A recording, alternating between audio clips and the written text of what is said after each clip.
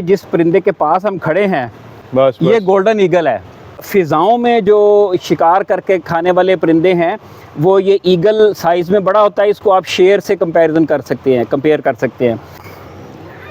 बस तो इसको हम इंशाल्लाह जो हमारे नॉर्दर्न एरियाज़ है तो हम इसको वहाँ रिलीज़ करेंगे ताकि ये अपने कुदरती माहौल में चला जाए। अस्सलाम वालेकुम वरहमतुल्लाहि वबरकातुहू। मैं हूँ डॉक्टर वसीम अहमद ख़ान। ये मेरे दोस्त हैं डॉक्टर हरीम, वेटनरी डॉक्टर हैं।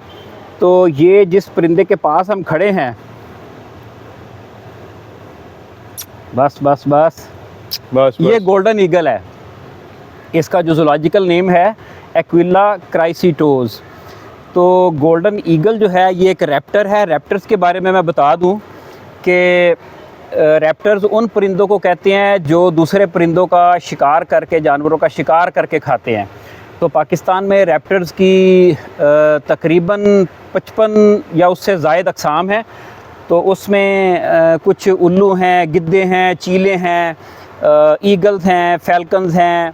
रैप्टर्स की ये जो मैं इसका एक तारफ़ करा दूं कि ईगल और फैल्कन और बज़र्ड और कैस्ट्रल और शिकरा, इनमें क्या फ़र्क होता है। तो जिस तरह आप देखते हैं कि टेरेस्ट्रियल इकोसिस्टम में खुश्की पे बहुत सारे कार्निवोर जानवर होते हैं। शेर होता है, लेपर्ड होता है, चीता होता है, भेड़िया होता है। तो इसी तरह फ़िज़ाओं में जो शिकार करके खाने वाले परिंदे हैं वो ये ईगल साइज़ में बड़ा होता है। इसको आप शेर से कंपेयर कर सकते हैं। फिर लेपर्ड जो है वो आप उसको फैल्कन से कर सकते हैं। चीता जो है उसको बज़र्ड से कर सकते हैं। तो इस तरह ये कुदरत ने इकोसिस्टम में जानवरों की पॉपुलेशन को कंट्रोल करने के लिए मुख्तलिफ़ सिलसिले बना रखे हैं। तो ये गोल्डन ईगल, इसको गोल्डन इसलिए कहते हैं कि इसके ये जो गर्दन है, नेप है, यहाँ पे गोल्डन कलर के ये इसके फैदर्स होते हैं। गोल्डन ईगल है और ये 7-8 किलो तो इसका वज़न होगा। बहुत बड़ा परिंदा है। और ये जो इसकी डिस्ट्रीब्यूशन रेंज है ये पाकिस्तान के शुमाली इलाका जात में, गिलगित बल्तिस्तान, चित्राल और कश्मीर के बालाई इलाके जो हैं उनमें ये पाया जाता है कुदरती तौर पे। अब उस इलाके में इसकी जो खुराक है, ये जो हमारे केप हेयर है, खरगोश होते हैं जंगली, वो खाता है। उस इलाके में मार्मट मिलते हैं, छोटा सा मैमल होता है, वो खाता है।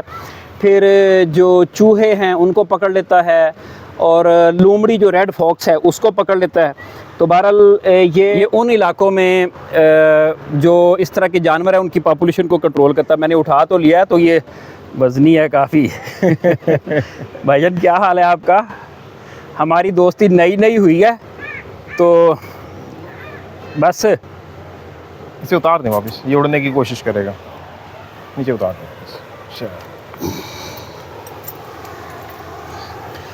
तो इन परिंदों को पकड़ने के लिए, बिठाने के लिए ग्लव्स ज़रूरी होते हैं कि इनके ये जो नाखून हैं इनको टैलेंट्स बोलते हैं। ये देखें 1-1 इंच लंबा नाखून है।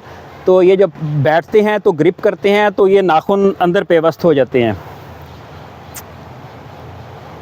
इसकी जो छोटी सी कहानी है वो मैं सुना देता हूँ। डॉक्टर साहब आप इस तरफ आएँ ज़रा,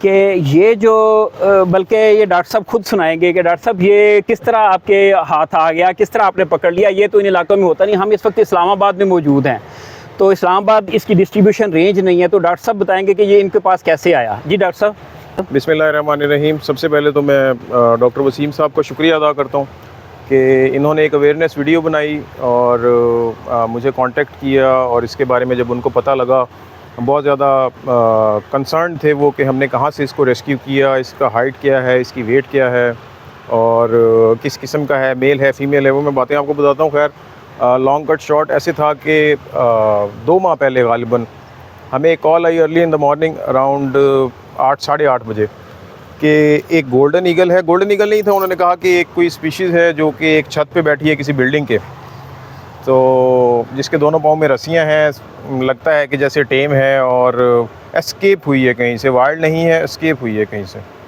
तो मुझे इन्फॉर्मेशन मिली, हम पहुँचे वहाँ पे इसको रेस्क्यू करने के लिए। देखा खैर ये गोल्डन ईगल निकला आगे से। तो बड़ी अच्छी स्पीशीज़, मुझे बहुत अच्छा लगा। हम स्टार्ट से ही एनिमल की कंजर्वेशन में, उनकी रेस्क्यू में और इनकी ब्रीडिंग में स्टार्ट से ही बड़ा एक पिवटल रोल रहा है being a wild life veterinarian.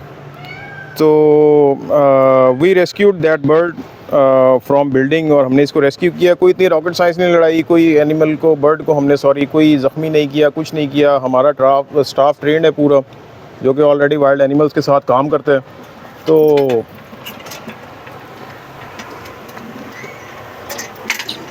अच्छा डॉक्टर साहब प्लीज़। तो हम अपनी टीम के साथ पहुँचे और जिस घर की छत पे सर ये बैठा था, he was about to shoot the bird, honestly speaking. वो कहता है कि यार या तो आप इसको पकड़ लें या मैंने इसको गोली मार देनी है, मुझे नहीं पता है किधर से आया है। तो खैर हमने उसकी वहाँ पे मिन्नत समाजत की, उसको समझाया, उसको बुझाया। अब जाहिर है किसी अननोन घर की बिल्डिंग पे अगर आप चले जाएँ तो वो लोग भी बुरा मनाते हैं। तो खैर हमने इसको स्मूथली विदाउट एनी इन्वेजन और मसाइल के हमने इसको रेस्क्यू किया। उस वक्त तक ये टेम नहीं था, तो मेरे स्टाफ की हमारी सारी मेहनत है इसके ऊपर। हमने इसे ट्रेन की है और ये जो आज सर के हाथ में बैठा है या हमारे हाथ पे आता है या हम अपने विजिटर्स को दिखाते हैं, तो हम इसके ऊपर हमारी प्रॉपर मेहनत है इस चीज़ के ऊपर। और दूसरा हमने इसकी डीएनए सेक्सिंग करवाई। डीएनए सेक्सिंग से हमें पता लगा कि ये मेल है या फीमेल है। दूसरा हमने इसकी एज कैलकुलेशन देखी, क्योंकि हमारे पास कोई रिकॉर्ड और कोई हिस्ट्री नहीं थी कि इसकी क्या एज है। डीएनए हमने इसका करवाया तो डीएनए में इसकी एज जो थी वो ऑलमोस्ट 3.5 ईयर्स के करीब आई। हमने इसकी फ़ेदर लेंथ, बेसिकली आप ईगल्स की और जितनी भी फाल्कन्स हैं जो सर ने बोला है, उनकी हाइट को आप देखने के लिए इनके फेदर्स का इस्तेमाल करते हैं। विंग स्पैन जो इनका होता है, इसका विंग स्पैन 29 इंचेस था। दैट वाज क्वाइट अमेजिंग, मेरे लिए बहुत अच्छा था। अगर आप इसको ऊपर नीचे करके फ्लैप करेंगे तो अपने पूरे विंग्स फ्लैप करता है। ये देखें, दैट इज़ 29 इंचेस। ये इसका जो विंग स्पैन है ये 29 इंचेस का है। तो ज़रा पीछे हो, इधर ज़्यादा गलत जगह पे आ गए हो। बीफ में हम इसको खाने में हम इसको बीफ विद चिकन मिन्स्ड देते हैं।